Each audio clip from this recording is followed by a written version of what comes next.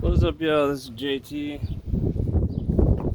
I've got the old Octane Ridgid and the newer 4-speed, just brushless. And we're gonna see if one can tighten the lug nut and the other one can't get it off. And hopefully we don't snap a stud. So I'm gonna tighten for 10 seconds, and then we'll try to pull it off of the other one.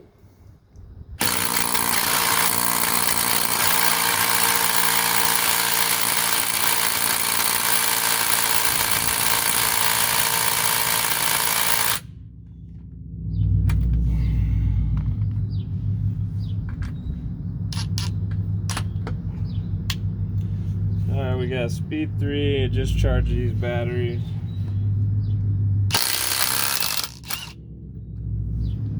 Wow, pull it right off.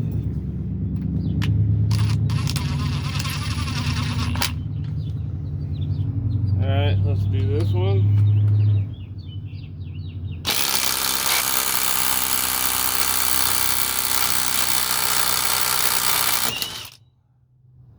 And that's what I didn't want to do.